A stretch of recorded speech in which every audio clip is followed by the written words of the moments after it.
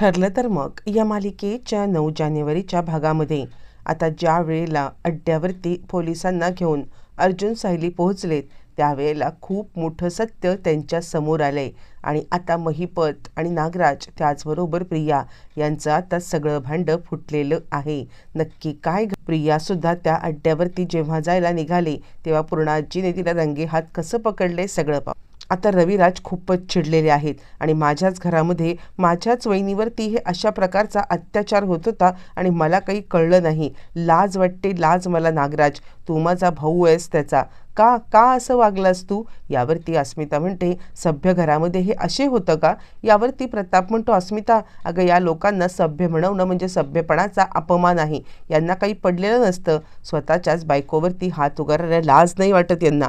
यावरती पूर्णाजी म्हणते खरंच नागराज तुमच्याकडून ही अशी अपेक्षा नव्हती. यावरती रविराज म्हणतात पूर्णाई काय बोलायचं, माझ्याच भावाने आज माझ्या पाठीमध्ये खंजीर खुपसलाय म्हणजे आता हा असं वागत होता आणि मी काहीही करू शकत नव्हतो. सगळेच जण नागराजवरती खूपच चिडलेले आहेत. मग आता नागराज 2 पावलं मागे येतो आणि तो सांगतो मी तुमच्या सगळ्यांची माफी मागतो. हो मला माहिती आहे मी सुमनला त्रास दिला, माझ्याकडून हात उचलला गेला असेल, यासाठी तुम्ही सगळ्यांनी माफ करा. पण खरंच सांगतोय सुमन आत्ताच्या घडीला कुठे आहे मला खरंच काही माहीत नाही आहे. तुम्ही सगळ्यांनी मला ओरडा आरडा काहीही करा पण आत्ता सध्या आपल्याला आता सुमन कुठे आहे हे शोधणं जास्त महत्त्वाचं नाही आहे का? तर आपण सुमन कुठे आहे हे शोधूया का? यावरती बाकी सगळ्यांना पण ते पटतं. पण नागराजला खरंच माहीत नाही आहे का सुमन कुठे आहे? हा विचार अर्जुन सायलीच्या मनामध्ये कंटिन्युअसली येतो. यावरती आता इकडे तो सांगायला लागतो की मला काय वाटतं माहिती आहे का, आपण एक काम करूया, आपण आता सुमनची आत्या आणि तिची आता काकी या दोघे जणी आहेत ना त्यांना फोन करून बघूया की सुमन तिकडे गेली असेल तर. आणि मग सगळेजण फोन करायला लागतात. इकडे आता तो सांगायला लागतो की मी तिच्या आत्याला कॉल करतो आणि बघतो सुमन तिकडे आले का. तोपर्यंत प्रतिमा म्हणते मी सुद्धा बघते. मग तिचे जे नातेवाईक आहेत ज्या नातेवाईकांकडे सुमन गेलेली असू शकते असं ज्यांना वाटतंय, जिथे जिथे गेले असं वाटते तिथे तिथे सगळेजण कॉल करतायत पण कुठेच काही सुमन नाही आहे. पण इकडे सायली आणि अर्जुन यांच्या डोक्यामध्ये मात्र आता एकच विचार येतोय आणि ते आता विचार करतायत नाही म्हणजे नागराज काका नाटक करतायत. 100% सुमन काकू यांच्याच माहितीमध्ये आहेत, हे आता खोटं बोलतायत असं आता इकडे सायली विचार करते. पण हे पकडायचं कसं यांना असा विचार सगळ्यांच्याच मनात चालू असताना इकडे महिपत आणि सुमन या दोघांचं आपल्याला हे दाखवलं जातं. महिपत काहीतरी बोलण्याचा सुमनला प्रयत्न करतोय किंवा काहीतरी तिला सांगण्याचा प्रयत्न करतोय पण आता तो काय बोलतोय हे मात्र सुमनला काहीच कळत नाहीये. ती त्याला विचारते काय काय पण आता तो काय बोलतोय तिला कळत नाही. दोघांच्याही तोंडामध्ये कागद कोंबलेला आहे आणि तो काय बोलतोय ते तिला नाही कळत, ती काय बोलते त्याला नाही कळत. इकडे तोपर्यंत आता अर्जुन सांगतोय की आपण एक काम करूया का, आपण आता लवकरात लवकर सुमन काकूचं लोकेशन ट्रॅक करायला सांगूया. इकडे तोपर्यंत नागराज म्हणतोय मी ना मार्केटमध्ये सुमनला बघून येतो. तो तर बाहेर पडायचा प्रयत्न करतोय जेणेकरून त्याला इथे इथे न थांबता पटकन कुठेतरी जाता येईल आणि आता सगळ्यांच्या नजरेतून पळून तिकडे दुसरीकडे सुमनला बघायला जाता येईल. पण आता इकडे त्याला थांबवलं जाते, कुणीही त्याला जाऊ दिलं जात नाही आहे. आणि त्यावेळेला सायली म्हणते आम्ही मार्केटमध्ये ऑलरेडी बघून आलोय, मार्केटमध्ये सुमन काकू नाही आहेत. असं म्हटल्यावरती मग आता त्याचा नाईलाज होतो. तो म्हणतो मी इकडे बघून येतो, मी तिकडे बघून येतो. सायली अर्जुन ऑलरेडी सगळ्या ठिकाणी बघून आलेले असतात आणि त्यामुळे ते सांगतात कुठेही जायची गरज नाही. अर्जुन सांगायला लागतो सिनियर मला काय वाटतं माहिती आहे का, आपण एक काम करूया, आपण ना म्हणजे तो विवेक आहे ना त्या विवेकला आपण आता सांगूया की लोकेशन ट्रॅक करायला. यावरती रविराज म्हणतात अरे तो तर माझ्या ओळखीचा आहे, थांब मी पटकन त्याला कॉल करतो, आपण त्याला कॉल करूया आणि लोकेशन ट्रॅक करायला सांगूया. इकडे तोपर्यंत अस्मिताला कल्पना सांगते अस्मिता अगं तू इथे थांबण्यापेक्षा तू एक काम कर बरं, तू ताबडतोब आतमध्ये जा आणि ताबडतोब तू आता आराम कर. आणि पूर्णाई तुम्ही दोघींनी सुद्धा इथे असं बसून राहणं हे तुमच्यासाठी चांगलं नाही आहे. असं म्हटल्यावरती विमल सांगते हो ताई तुम्ही वरती जाऊन आराम करा. अस्मिताताई अशा गोष्टी बाळाच्या कानावरती पडणं किंवा अशा गोष्टी हे करणं हे चांगलं नाही आहे. असं म्हटल्यावरती मग लगेचच आता इकडे सगळेजण जायला निघतात. नागराज विचार करतोय, जर का लोकेशन सापडलं आणि सुमन सापडली तर माझं काही खरं नाही आहे. काय करू काय करू, आणि इथून सटकता पण येत नाही आहे, कारण बाकी सगळेजण त्याच्यावरती लक्ष ठेवून आहेत आणि काय करू त्याला काही कळायला मार्ग नाही आहे. आणि मग त्यानंतर तो आता पुन्हा एकदा बाहेर जाण्यासाठी प्रयत्न करतोय आणि तो सांगतोय की मी कुठे सुमन असेल अशा ठिकाणी बघून येतो का. नागराजला महिपत, आता इकडे महिपत आणि सुमन हे दोघं जण काय करतायत किंवा काय नाही हे पाहायचं आहे.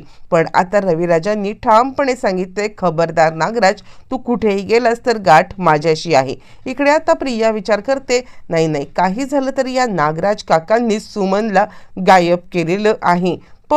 पण या सुमनला गायब केलेलं ते ठेवलंय तरी कुठं, आणि तिने असं काय केलंय की ज्याच्यामुळे ह्यांनी तिला गायब केलंय, असा विचार आता चाललाय. तोपर्यंत इकडे चैतन्य आलाय आणि चैतन्य सांगतोय, मी हे केलेलं आहे, म्हणजे सगळीकडे पाहून आलोय आम्ही. चैतन्य आणि अश्विन हे दोघं जण आता पाहून आलेले असतात. कोणत्याही हॉस्पिटलमध्ये किंवा कुठे अपघात झालाय किंवा अजून कोणत्या ठिकाणी सुमन काकू आहे असं पाहण्यासाठी गेलेत, पण तिथे त्यांना कोणत्याही ठिकाणी सुमनचा काहीही पत्ता लागलेला नाहीये. आणि त्यावरती अश्विन म्हणतोय, मला काय वाटतं माहिती आहे का, कोणत्याही हॉस्पिटलमध्ये सुद्धा सुमन काकू भेटू नयेत अशीच माझी इच्छा आहे, म्हणजे असं काही मेजर झालेलं नसू दे.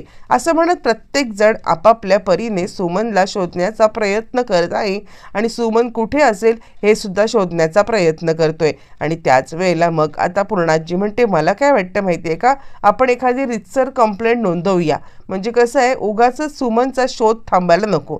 त्यावरती अर्जुन म्हणतो, हो, मी इन्स्पेक्टर सावंतांना फोन केला होता आणि तशी त्यांना अनऑफिशियल कंप्लेंट सांगितलेली आहे. त्यांचा शोध सुरू झालाय. ऑफिशियल कंप्लेंट आपण लवकरच करूया, असं आता ते म्हणायला लागतात. बरं, हे सगळं चालू असताना आता इकडे सायली म्हणते, सुमन काकूंच्या जीवाला काही नको झालं म्हणजे झालं. आता नागराज विचार करतोय, बाहेर येऊन तो आता फोन करण्याचा प्रयत्न करतोय, जेणेकरून तो आता यांना इन्स्ट्रक्शन देईल. तर तो फोन करणार त्याच्या आधी महिपतच्या माणसाचाच नागराजला फोन येतो आणि तो म्हणतो, महिपत शेठ कुठे आहेत, मला महिपत शेठ सोबत बोलायचं आहे. आणि त्यावरती नागराज म्हणतो, काय महिपत शेठकडे तुझं काम काय.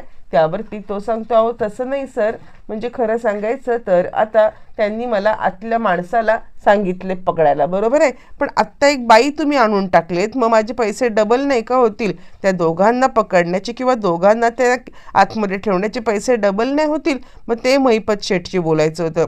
यावरती नागराज म्हणतो, महिपत शेठशी बोलायची काही गरज नाही आहे, मी आहे ना, मी डबल पैसे देईन. यावरती तो म्हणतो, काय. यावर नागराज म्हणतो, नाही, म्हणजे मी महिपतला सांगेन तुम्हाला डबल पैसे द्यायला, असं म्हणत नागराज आता फोन कट करतो. त्या माणसाला थोडं वेगळं वाटतं, म्हणजे महिपत शेठ जेव्हा जेव्हा काही काम सांगतात तेव्हा अशा प्रकारचं काम नाही सांगत, काय नक्की गडबड आहे, असा विचार आता इकडे चाललेला आहे. आणि तो सुद्धा विचार करतोय. नागराज त्याला फक्त सांगत आहे. तितक्यात आले प्रिया म्हणते, बाकी कोणी विश्वास ठेवो न ठेवो, पण मी मात्र विश्वास ठेवणार आहे की तुम्हीच तुमच्या बायकोला किडनॅप केलेले आहेत.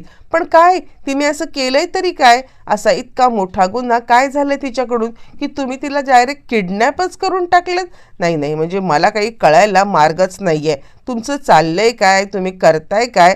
यावरती नागराज म्हणतो, हे बघ, तुझा इथे काही संबंध नाहीये, तू या सगळ्यामध्ये नाही पडशील ना तरच बरं आहे. हे बघ प्रिया, तू लांब राहा. यावरती ती म्हणते, मी राहीनो लांब, पण तुम्ही नक्की काय हे सगळं करताय हे तर मला कळलंच पाहिजे ना. आता तुमच्या बायकोने तुमच्यासोबत असं काय केलंय की तिचा जीव घ्यायला निघालात. कुणी मानो न मानो किंवा कोणाला माहीत असो न असो, पण तुम्ही काय चीज आहात ना हे माझ्याशिवाय दुसरं कोणी जाणत नाही आहे. त्यामुळे काय केलंय बायकोच्या सोबत सांगा मला. पण नागराज काही ताकास्तूर लागू देत नाही आहे आणि तो तिला काहीच सांगत पण नाही आहे. बरं, हे सगळं चालू असताना प्रिया आता विचार करते, असा तुम्ही अडकलायत ना, म्हणजे काय ती ॲक्टिंग करताय. गरीब बिचारा नवरा बायकोच्या ह्याच्यामुळे एकदम व्यस्त झालाय. ही अशी ॲक्टिंग जी काही करताय ना, एकदम परफेक्ट ॲक्टिंग करताय हां, पण ही ॲक्टिंग त्या सुभेदार किल्लेदार यांच्यासमोर चालेल. ही प्रिया शातीर आहे, या प्रियाला सगळ्या गोष्टी कळतात आणि त्यामुळे तुम्ही कितीही ॲक्टिंग करण्याचा प्रयत्न केलात ना तरी मला 100% माहिती आहे सुमन काकू कुठे आहे हे तुम्हाला माहिती आहे नक्की. यावरती आता इकडे चिडलेला नागराज तिचा गळा आवळतो आणि तो म्हणतो, बास कर प्रिया, जसं ज्याप्रमाणे माझे प्रॉब्लेम आहेत ना तुझे सुद्धा प्रॉब्लेम मी चालू करेन, असं म्हणत तो प्रियाला हटकतोय. प्रिया प्रेक्षकांनो तिकडून निघून गेले. आणि त्यानंतर मग आता इकडे नागराज विचार करतोय, काय करू काय करू. म्हणजे जर का सुमनचं लोकेशन ट्रॅक झालं तर माझ्यासाठी तर ही खूपच खतरनाक गोष्ट होणार आहे.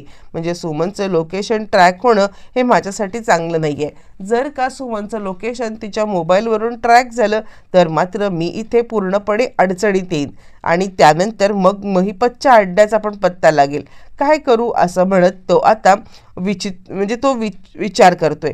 इकडे तोपर्यंत रविराज म्हणतायत, काय रे अर्जुन, काय घडलं काय असेल.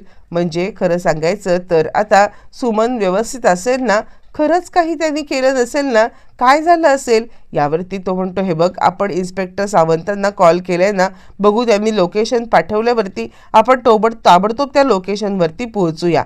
पण मला काय वाटतं माहिती आहे का, तू आणि प्रतिमा आत्या तुम्ही घरी जाताय का. कारण काही झालं तरी सुमन काकू जर का घरी आली तर तिच्यासोबत तिला कोणीतरी पाहिजे ना तिकडे. त्यामुळे मला वाटते की तुम्ही घरी गेलात तर. पण रविराज काही घरी जायला तयार नाही आहेत आणि ते विचार करतायत की काहीही झालं तरीसुद्धा सुमनचा शोध घेण्यामध्ये मी पूर्णपणे आता ॲक्टिव्ह राहणार आहे, कोणत्याही प्रकारे घरी बसून राहणार नाही आहे. कारण प्रेक्षकांनो त्याला आता खूपच चिंता वाटत आहे आणि अर्जुन मात्र त्याला 10 वेळा समजावून सांगतोय.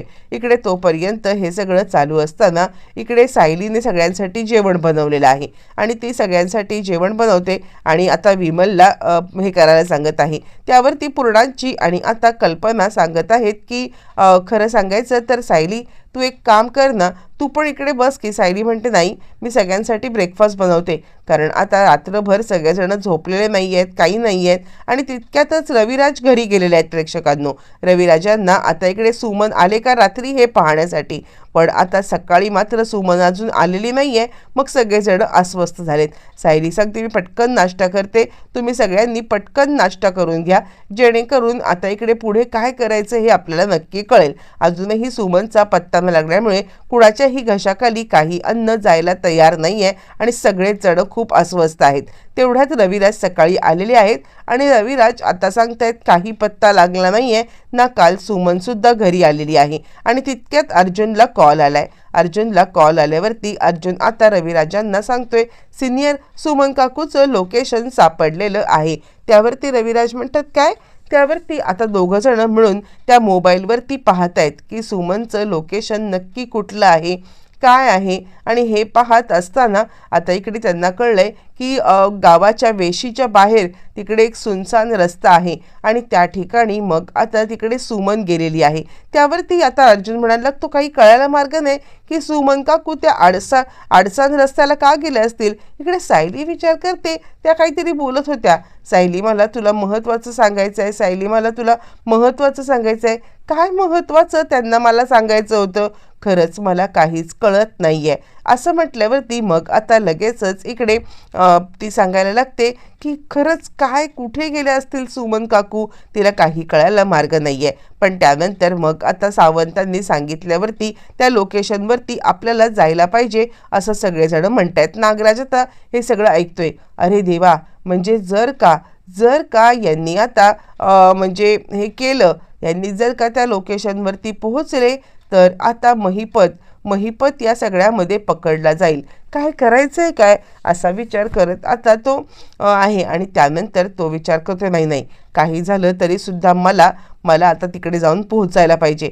पण काय करू, ही लोक माझ्या आजूबाजूलाच आहेत, मला तिकडे जाऊन कशी देतील. आणि तो ह्यांचं बोलणं ऐकतोय. अर्जुन आता पोलिसांना कॉल करतो, हो आम्ही इकडून निघतोय, तुम्ही सुद्धा फौजफाटा घेऊन तिकडून निघा, म्हणजे त्या लोकेशनवरती पोहोचूया आणि तिथे काय प्रॉब्लेमॅटिक आहे का हे सगळं पाहूया असं अर्जुन म्हणतोय. आणि एक्झॅक्टली ते लोकेशन काय आहे ते पाहत आहे आणि सगळेच जण ते पाहत आहेत. पण त्याच वेळेला गावाच्या वेशीच्या आडबागाला जिथे सुनसान रस्ता आहे तिथे आता सुमन गेल्याचं त्या मोबाईल लोकेशनवरून कळालेलं आहे. त्यावरती सायली विचार करते, ह्या नक्कीच नागराज काकांचा पाठलाग करत तिथपर्यंत गेल्या असतील.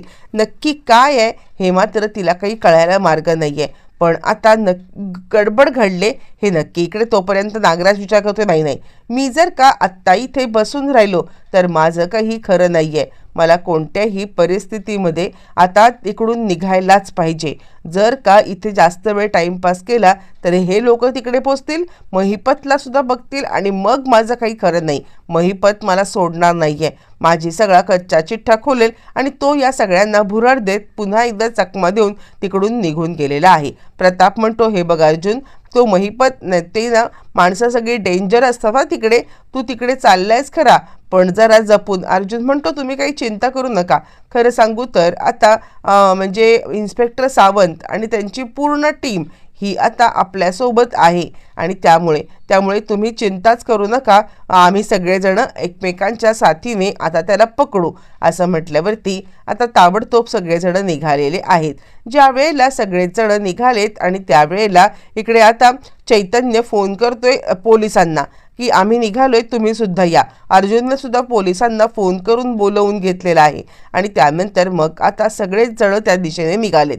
पूर्णांचीला खूपच चिंता वाटते तिकडे काही अघटित घडायला नको म्हणून आणि त्यावरती लगेचच प्रतिमाच्या लक्षात येतं की हो, आपण इकडे प्लॅनिंग तर करतोय पण हे प्लॅनिंग करत असताना मुळातच आता नागराज कुठे आहेत, नागराज भाऊजी कुठे आहेत हे काही तिला कळायला मार्ग नाही आहे. आणि ती आता बोलत आहे की मला कळत नाही आहे, आपण सगळेच जण जर का इकडे आहोत तर नागराज भाऊजी कुठे आहेत असं म्हणत ती आता सगळ्यांना बोलत आहे.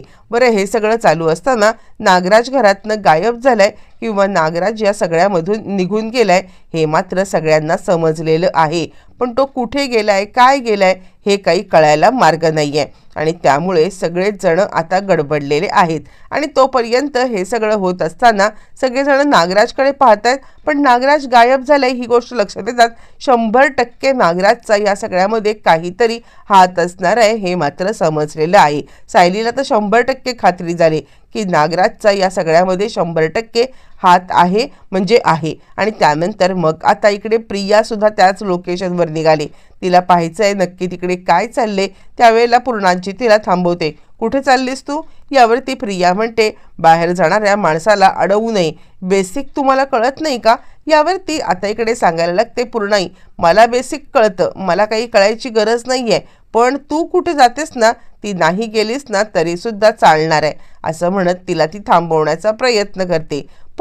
पण या सगळ्यामध्ये आता अर्जुन सायली त्या लोकेशनवरती पोहोचलेत, त्या खंडरमध्ये पोहोचलेत पण तिथे महिपतचा माणूस जो राखण करत आहे तो पण दिसत नाहीये. मग आता आतल्या दिशेने जात असताना कुठून तरी एक जोरात आवाज आलाय. आवाज आल्यावरती आवाज कुठून आला म्हणून आता हे लोक धावत पळत त्या आवाजच्या दिशेने चाललेत. जिथे आता सुमनला ठेवलं होतं त्या एक्झॅक्ट ठिकाणी ते पोहोचलेले आहेत. आता सुमन यांच्या हातात लागणार का की नागराजने तिचं लोकेशन बदलल्या कारणाने पुन्हा एकदा यांची सगळ्यांची चुकामुक होणार? येणाऱ्या भागामध्ये गोष्टी कळणार.